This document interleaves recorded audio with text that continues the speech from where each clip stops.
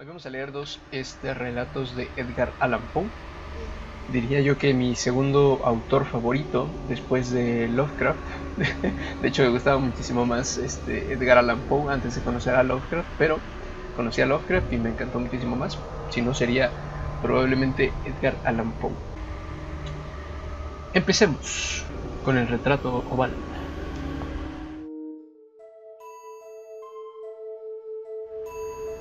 El castillo, al cual mi criado se había aventurado a entrar por la fuerza para no permitir que yo, que me encontraba gravemente herido, pasara la noche al aire libre. Era uno de esos edificios que combinan melancolía con grandeza y que por mucho tiempo se han mantenido erguidos en los Apeninos, no menos reales que en la imaginación de la señora Ratcliffe. En apariencia el castillo había sido abandonado temporal y muy recientemente. Nos establecimos en una de las habitaciones más pequeñas y menos suntuosas.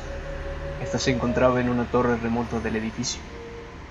Sus decoraciones eran ricas, pero a su vez deterioradas y antiguas. Sus paredes estaban cubiertas de tapicería y adornadas con una multitud de escudos de armas de múltiples formas, junto con un número inusual de pinturas modernas con marcos arabescos dorados. Aquellas pinturas que colgaban de las paredes, no solo en sus superficies principales, sino en los muchos rincones que la extraña arquitectura del castillo consideraba necesarios. Aquellas pinturas habían despertado en mí un gran interés, tal vez a causa de mi incipiente delirio, tanto que ordené a Pedro que cerrara los póstigos, pues ya era de noche, que encendiera los múltiples brazos de un candelabro que se encontraba junto a la cabecera de mi cama, y que retirara las cortinas de terciopelo negro que envolvían la cama. Deseaba con esto poder resignarme a dormir y, de no ser posible, a la contemplación de estas pinturas y la lectura de un pequeño volumen que encontramos sobre la almohada y que contenía una descripción y crítica de las mismas. Por un largo tiempo, pues estuve leyendo por largo tiempo, y de forma verdaderamente devota me dediqué a observar. De forma rápida y gloriosa transcurrieron las horas y la oscura medianoche llegó. La posición del calendario me molestaba, por lo que extendiendo mi mano con dificultad, en lugar de perturbar el sueño de mi criado, lo acomodé de manera que su luz diera de forma más directa al libro. Sin embargo, esta acción tuvo un efecto inesperado. La luz de las numerosas velas alumbró uno de los rincones del cuarto que previamente había estado a oscuras, cubierto por uno de los postes de la cama. De esta manera pude observar bajo una iluminación vívida una pintura que había pasado desapercibida antes.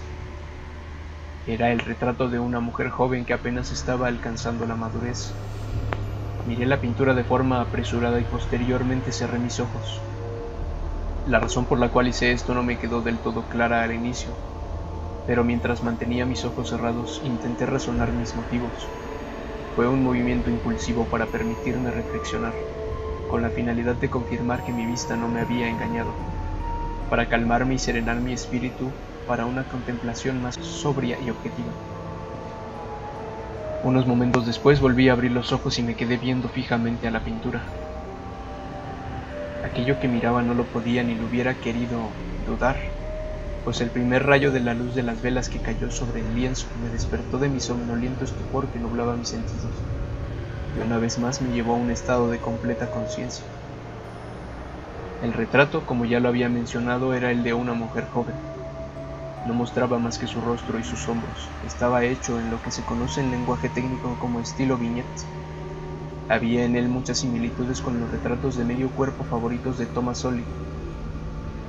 Los brazos, el pecho e incluso las puntas de su radiante cabello se fusionaban de forma imperceptible en la vaga y a su vez muy profunda oscuridad que conformaba el segundo plano del retrato. El marco era de forma oval, ricamente chapado en oro y con un afiligranado morisco. Como objeto artístico nada podía ser más admirable que aquella pintura, pero no había sido ni la ejecución de la obra ni la belleza inmortalizada de aquel rostro lo que me había impresionado tan inesperada y vehementemente. Menos cabía pensar que, tras haberme recuperado de mi estado somnoliento, hubiera confundido aquel rostro por el de una persona viva. Noté inmediatamente que las peculiaridades del diseño, de la viñeta y el marco debieron haberme disuadido de tal idea inmediatamente, y que persistiera un solo instante más. Pensando seriamente acerca de ello, me mantuve por lo menos una hora, mitad sentado y mitad reclinado, con los ojos fijos sobre el retrato, Finalmente, satisfecho con la verdad detrás del efecto de esta obra, me recosté de nuevo en la cama.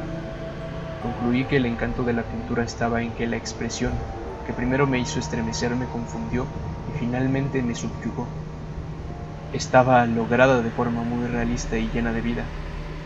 Con una profunda y reverencial admiración, devolví el candelabro a su posición original.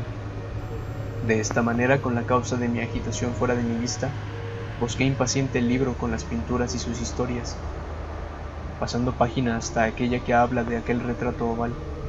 Leí las vagas y extrañas palabras que presento a continuación. Ella era una doncella de singular hermosura y era tan adorable como llena de júbilo.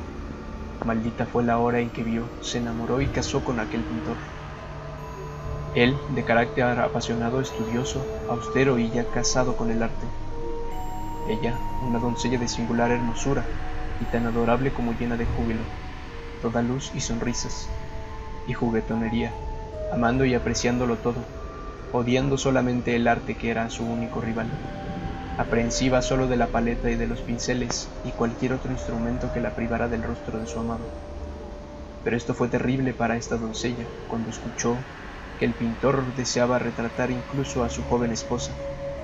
Pero ella era humilde y obediente, y se sentó dócilmente durante semanas en la habitación de la oscura torre, donde la luz se filtraba por el cielo raso solo dando al pálido lienzo.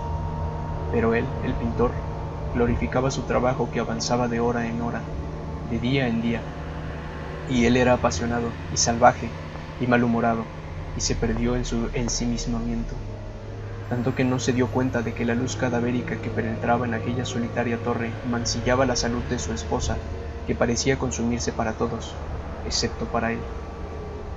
Aún así, ella continuaba sonriendo, sin quejarse, pues vio que el pintor, que contaba con un gran reconocimiento, encontraba un ferviente y apasionado placer en esta tarea, y pasaba día y noche tratando de retratarla a ella que tanto lo amaba, y que sin embargo cada día estaba más débil. Y verdaderamente aquellos que habían observado el retrato murmuraban de su semejanza maravillados, como si fuese una prueba no sólo de la habilidad del pintor, sino del profundo amor por la doncella que habían pintado tan sorprendentemente bien. Finalmente, a su vez que aquella labor llegaba a su término, se dejaron de admitir personas en la torre, pues el pintor se mostraba enloquecido con el fervor que ponía en su trabajo. Rara vez quitaba los ojos del lienzo, ni siquiera los levantaba para mirar el rostro de su esposa. Fue incapaz de notar que los colores que ponía sobre el lienzo desaparecían de las mejillas de aquella que estaba sentada a su lado.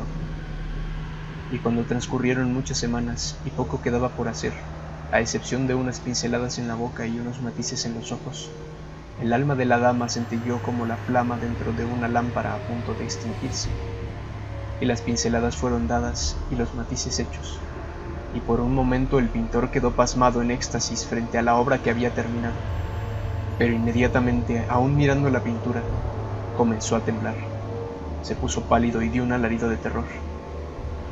«En verdad, esta es la vida misma», y volteó bruscamente a ver a su amada. Estaba muerta.